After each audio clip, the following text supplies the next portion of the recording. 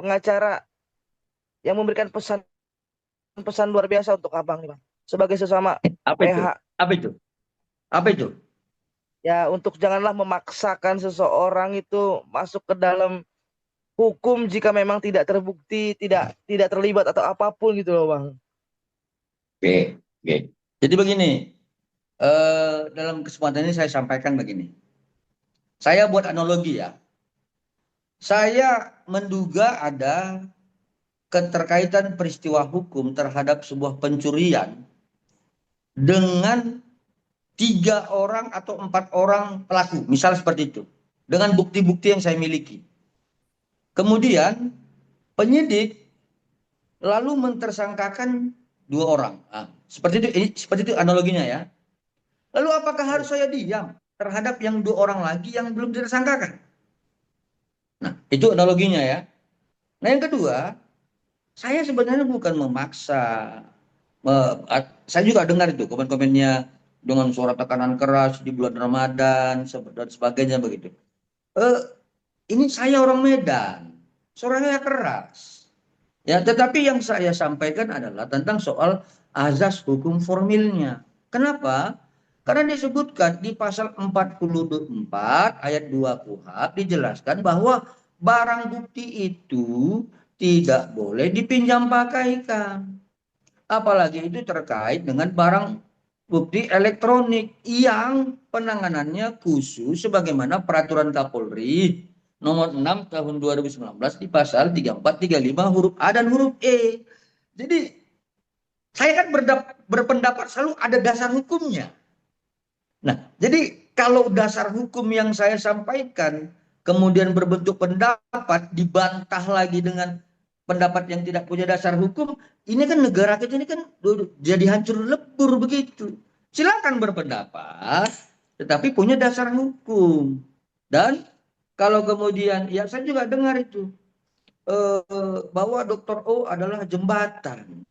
Lah, kan sudah diakui bahwa Dr. O itulah jembatan. Pasal 55, pasal 56, itu kan unsurnya jelas. Ya ada Don Plegen, ada Medal Plegen, ada Plegen.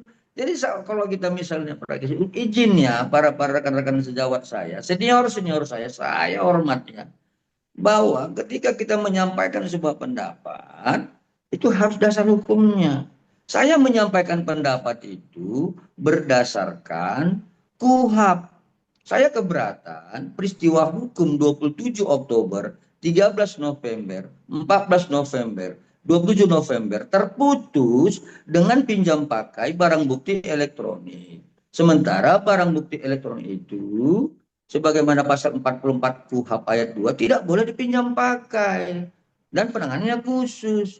Lalu kemudian kalau saya menyatakan bahwa ini adalah harus ada yang ikut dan sebagainya, dan kemudian senior saya menyatakan bahwa itu adalah jembatan, ya memang jembatan kan.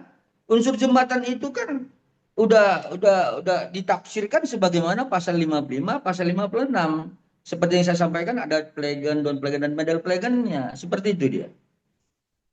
Oke bang, kalau kalaupun di sini kan katakanlah eh, jembatan itu sebagai seorang sahabat kebaikan hati yang untuk justru membuat masalah menjadi selesai gitu loh bang. Itu kan yang ditanamkan seperti itu bang.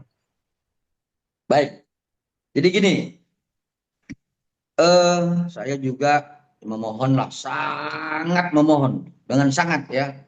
Mohon kepada rekan-rekan sejawat ketika memasuki kasus ini dan ini merupakan tentang soal profesi dokter, yuk kita pahami dulu tentang soal derivatnya, ya saya ulangi derivatnya terhadap formil dan materialnya.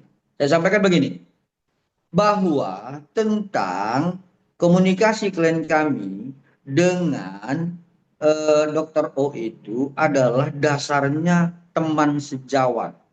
Di dalam sumpah dokter dan kode etik dokter disebutkan bahwa sesama sejawat dalam profesi dokter itu adalah saudara kandung.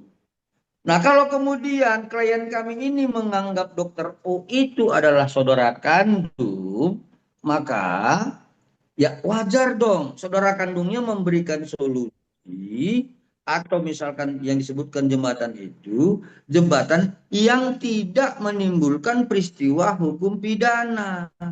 Ini kan jembatannya kan menimbulkan dugaan peristiwa pidana.